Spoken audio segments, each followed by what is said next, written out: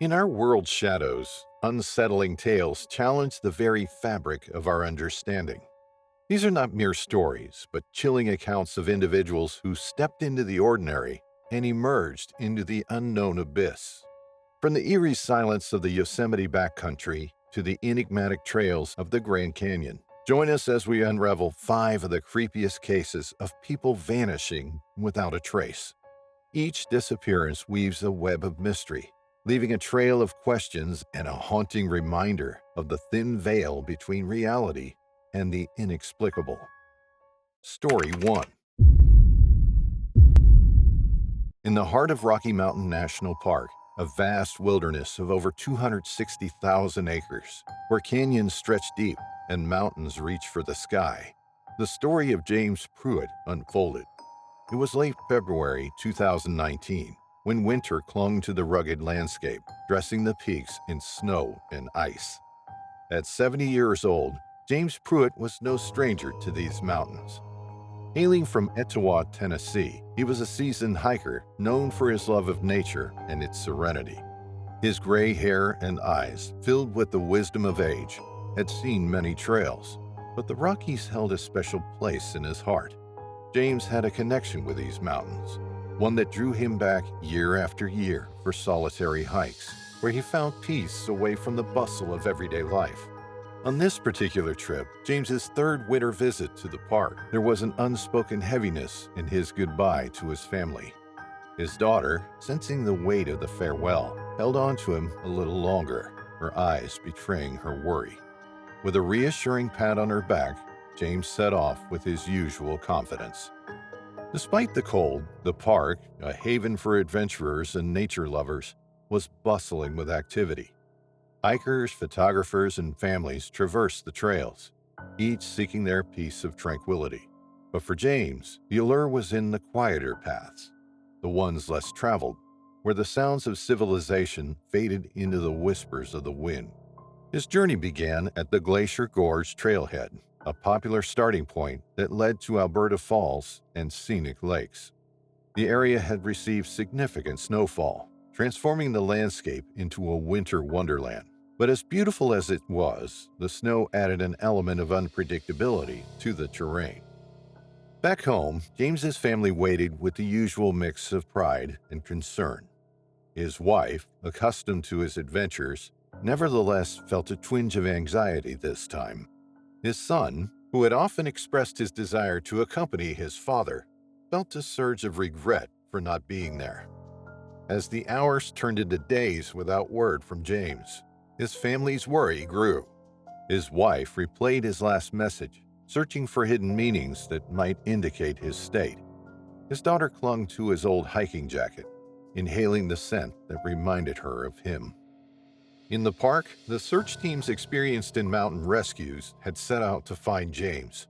They were moved by the family's plight and shared stories of James's previous visits, painting a picture of a man deeply in love with the Rockies. The search, involving dogs and aerial support, covered a 15-square-mile area, but the vastness of the park and the winter conditions made the task daunting. With each passing day, hope dwindled. The park, once a source of joy and adventure for James, had become a labyrinth hiding their beloved. The family's emotions oscillated between hope, despair, and the gnawing pain of uncertainty. Meanwhile, the park rangers, who had seen their share of the wilderness's unforgiving nature, couldn't help but feel a connection to James's story. They knew the mountains could be both a sanctuary and a siren's call, luring the unwary into danger.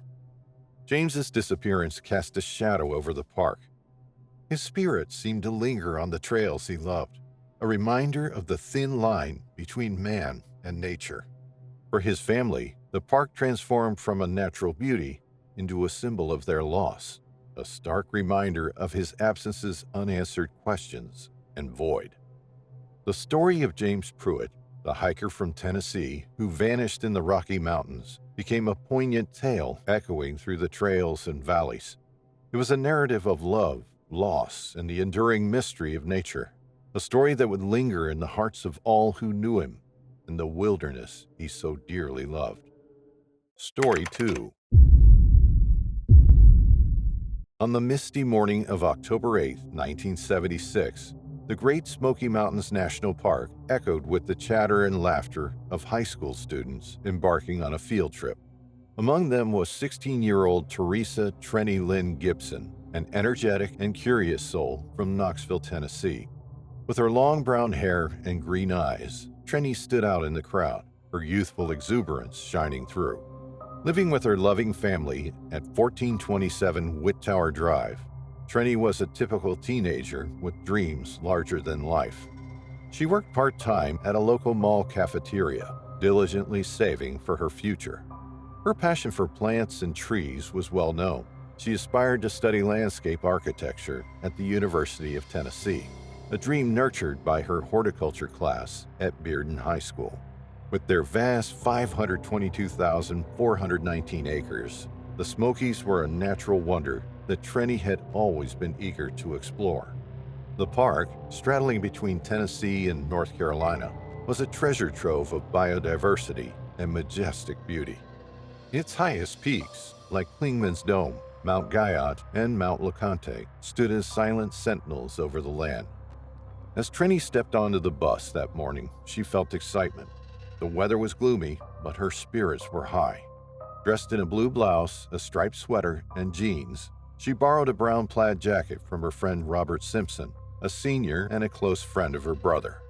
Trenny also wore a cherished diamond and star sapphire ring, symbolizing her family's love. The bus journey to Clingman's Dome was filled with anticipation. Under Mr. Wayne Dunlap's guidance, the students were briefed on their hike to Andrews Bald via the Forney Ridge Trail. The hike was about 1.8 miles, a perfect distance for a day filled with adventure and learning. Upon reaching Clingman's Dome, the students dispersed into smaller groups based on their walking pace. Trenny and Robert, wrapped in warm layers against the chilly drizzle, set off together, their conversation light and filled with laughter. As they reached Andrews Bald, the pair paused to have lunch. The view was breathtaking, with rolling clouds and the vast expanse of the park stretching before them.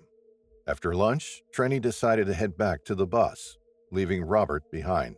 She strode confidently down the trail, her steps brisk in the cool mountain air. However, as she walked, Trenny stopped suddenly, crouching to inspect something off the trail.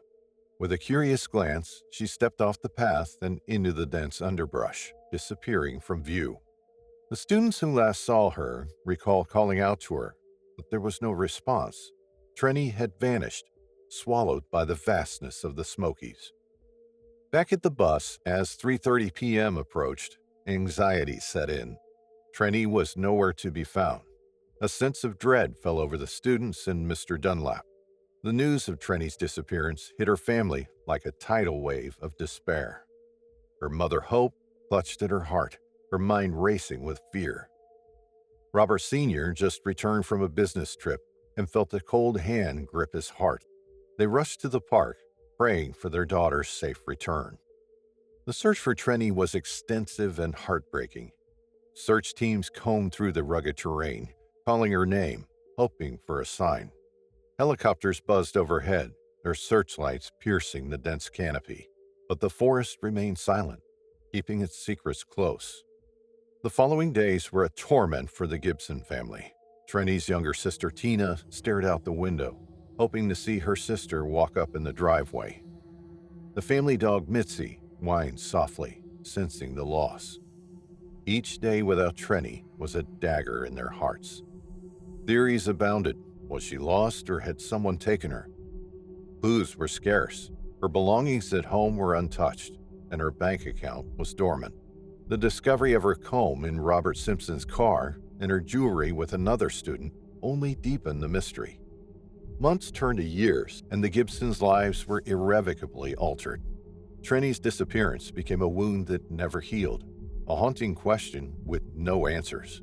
Once a natural beauty and freedom symbol, the park became a sad reminder of their loss.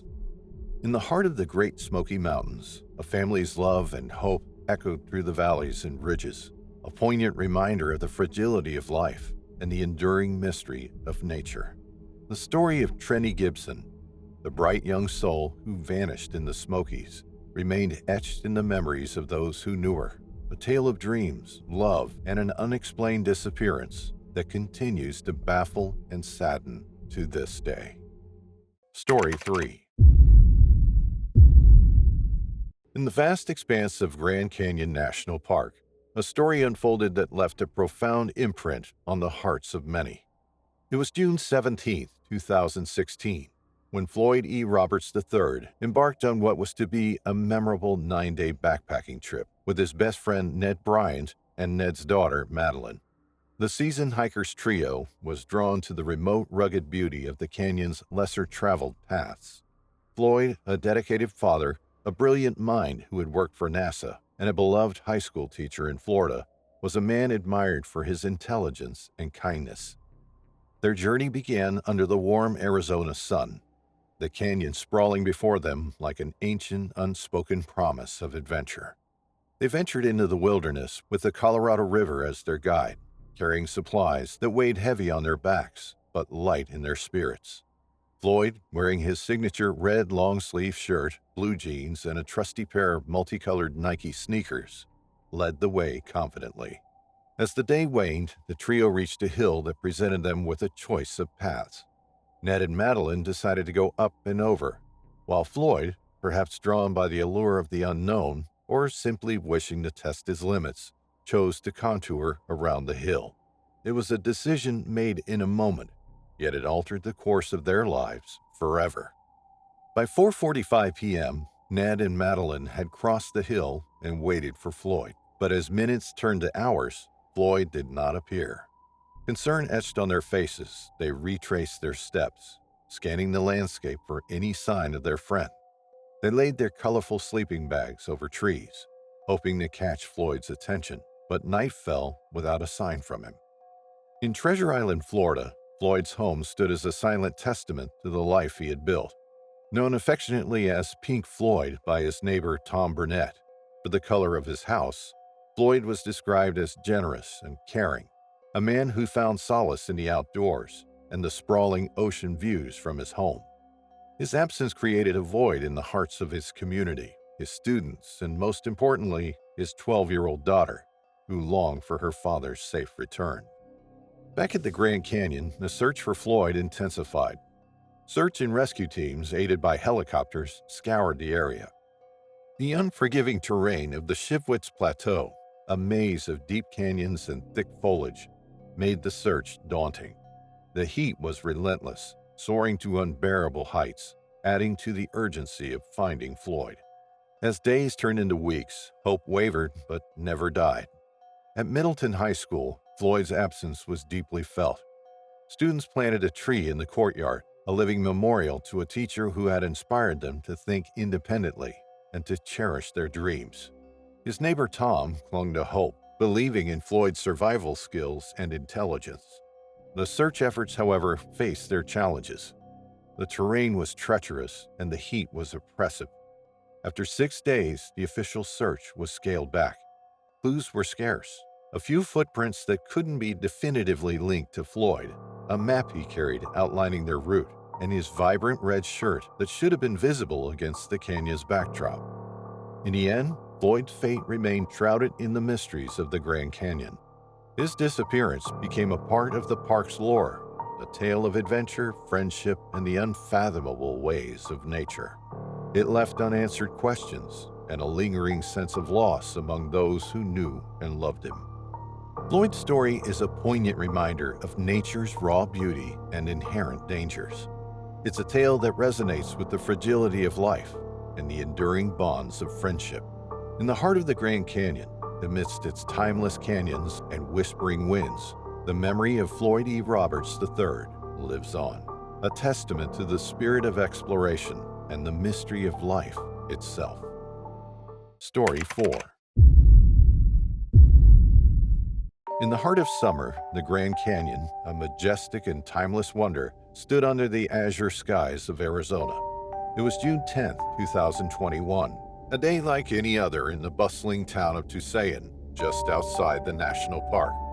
Among the visitors was Charles Lyon, a 49-year-old man from Tyler, Texas, thoughtful brown eyes and hair touched by the wisdom of time.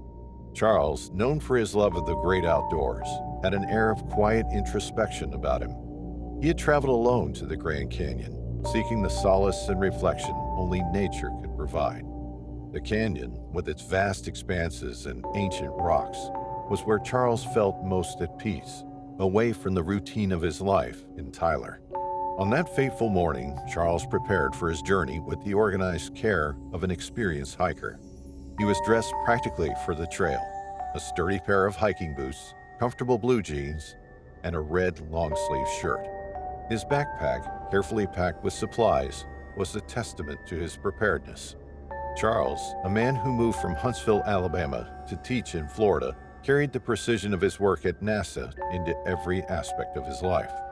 As he left his room at the Best Western Hotel, Charles's mind was filled with anticipation for the day ahead.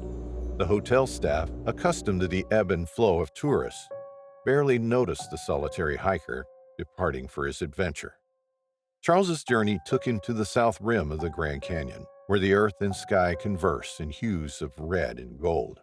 He parked his car near Lippin Point, which offered breathtaking views of the canyon's vastness. Here, amidst the natural world's beauty, Charles's story took an unexpected turn. His vehicle, found abandoned the next day, was the last tangible link to his planned journey. Back in Tyler, Charles's absence began to echo through the lives of those he knew. His neighbors recalled his quiet ways and his love of nature. He was always so careful, they murmured, struggling to comprehend his sudden disappearance. His 12-year-old daughter, grappling with the reality of her father's absence, held on to the hope that he was still out there, perhaps lost but alive. The news of Charles's disappearance soon reached the Grand Canyon National Park authorities. A search operation was swiftly mounted, with rangers and volunteers combing the rugged terrain. Helicopters buzzed overhead, their pilots scanning the landscape for any sign of the missing hiker. Each day of search brought its challenges: the unforgiving sun, the treacherous terrain, and the vastness of the canyon itself. As the search continued, the community in Tyler rallied around Charles's family. Friends and colleagues shared stories of his adventures and his love for teaching. They spoke of his passion for hiking and his respect for nature. Charles's spirit lived on in these stories, a reminder of the man who had ventured into the wilderness. But as weeks turned into months, hope began to wane. The initial enthusiasm of the search gave way to a more subdued effort. The National Park Service scaled back the operation, focusing on public outreach and regular patrols. The grandeur of the Grand Canyon, which had once drawn Charles with its beauty, now held a poignant silence, a testament to the mysteries it concealed. Like the canyon itself, Charles's story became a tale of timelessness, a narrative that spoke of the human spirit's connection with nature. It was a story that transcended the mere facts of his disappearance, touching the hearts of those who heard it. In the echoes of the canyon and in the whispers of the wind, the memory of Charles Lyon lingered, a gentle reminder of the man who walked into the wilderness, seeking solace in its ancient embrace. Story 5. With its towering cliffs and cascading waterfalls, July in Yosemite National Park was always a sight to behold. But for Richard Judd, a 72-year-old avid hiker, it became a backdrop to a mystery that would remain unsolved. It was July 2021, a year marked by the unsettling disappearances of hikers in the vast wilderness of Yosemite. Richard, with his short gray hair, a gentle beard, and wise brown eyes, had a passion for the outdoors that never waned with age. Standing 5 feet 11 inches tall, he carried himself with the vigor of a man who had spent countless days exploring nature's marvels. He embarked on his journey from his camp near Lower Merced Pass Lake, aiming to trek toward Lower Ottaway Lake and Red Peak Pass. His hiking companion, whose name remained undisclosed, was his only company. Their path lay about 15 miles from the popular Happy Isles trailhead, a journey many hikers embarked on to reach the Half-Dome Cables. The trail promised breathtaking vistas and a challenging yet rewarding hike, but it became something more ominous for Richard. The day started like any other. Richard, in his blue shirt and gray or blue pants, packed his small blue backpack with essentials and grabbed his white trekking poles. The duo set off, eager to witness the beauty of Yosemite's backcountry. However, fate took a turn somewhere between Lower Merced Pass Lake and Lower Ottaway Lake. Richard and his partner got separated, an occurrence not uncommon in hiking, but one that would prove significant this time. As the hours passed, the absence of Richard became a pressing concern. His hiking partner, after failing to locate him, alerted the authorities. The news of his disappearance spread through the park, casting a shadow over the natural splendor of Yosemite. Search teams were assembled, consisting of experienced park rangers and volunteers.